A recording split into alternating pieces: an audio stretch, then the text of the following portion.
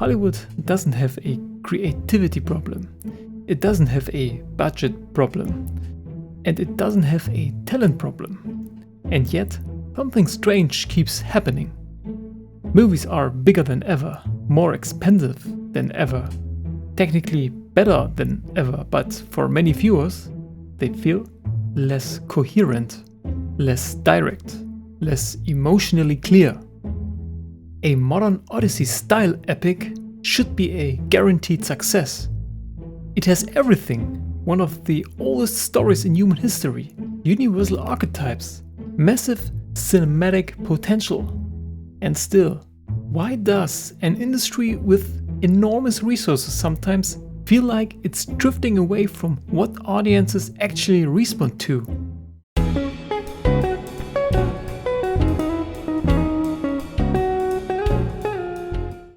The first mistake would be to assume Hollywood only optimizes for profit.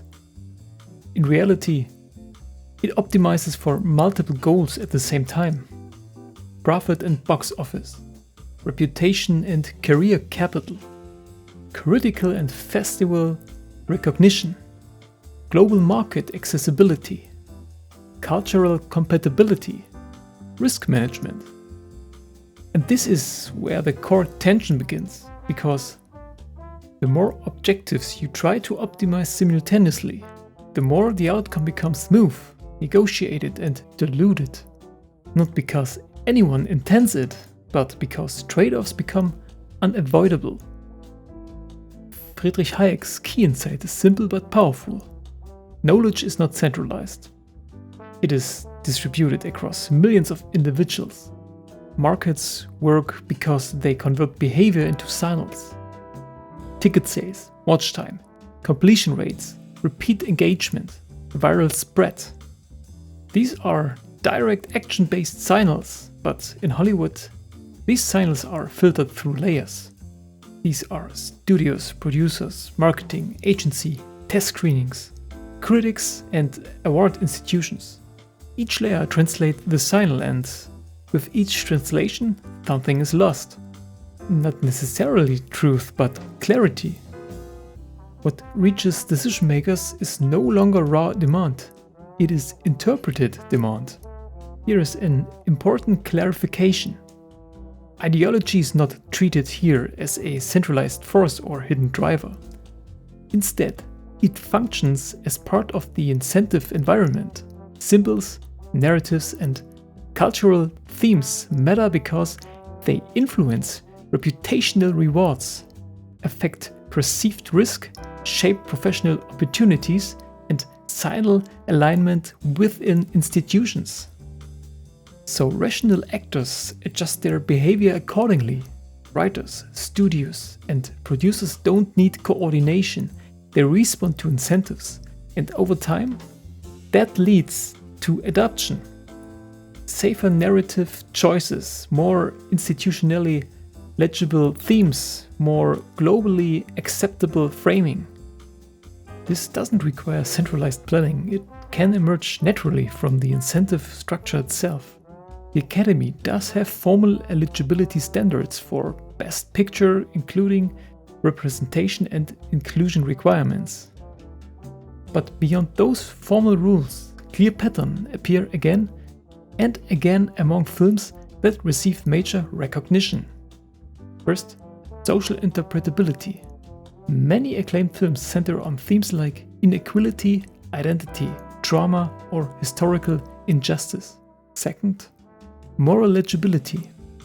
They often present conflicts through recognizable moral frameworks: individual versus system, victim versus perpetrator, or justice versus power. Third, prestige transformation. The film often signals that it is more than entertainment. A historical event becomes a moral reflection. A personal story becomes a broader social commentary. Fourth, representation and global legibility.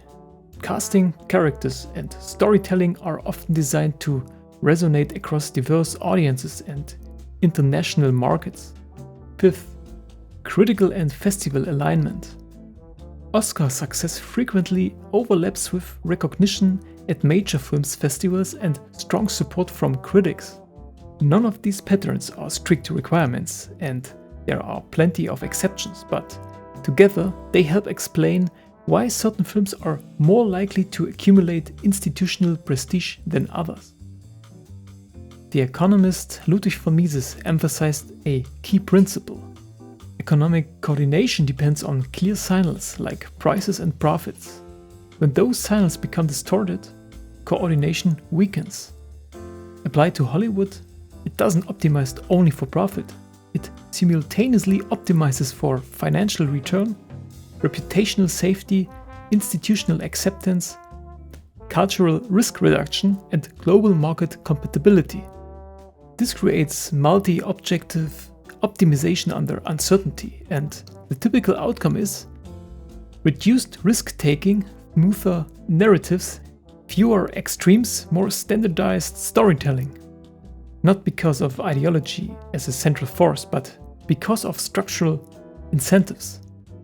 When audiences say movies feel different than they used to, this can be explained structurally. Not emotionally or conspiratorially, but structurally. More layers between idea and audience, more institutional filters, more simultaneous objectives, more global constraints.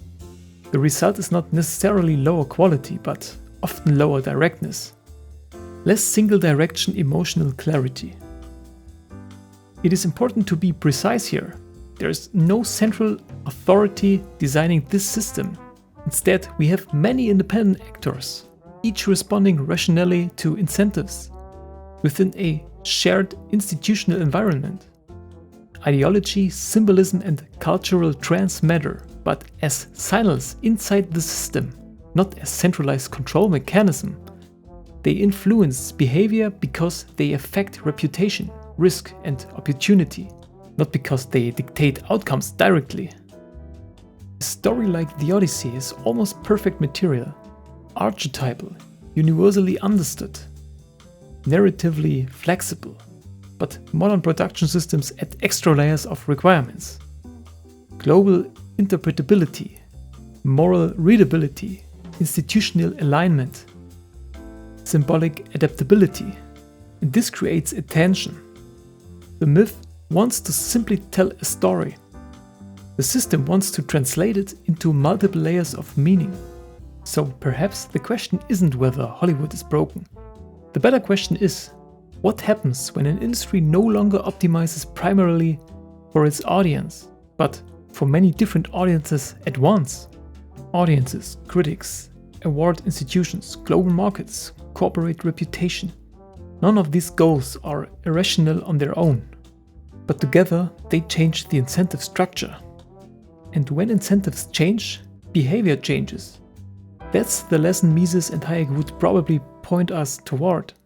You don't need a conspiracy, you don't need a central planner. You only need people responding rationally to the incentives they face. The real question is whether those incentives still produce the kind of stories audiences fell in love with in the first place.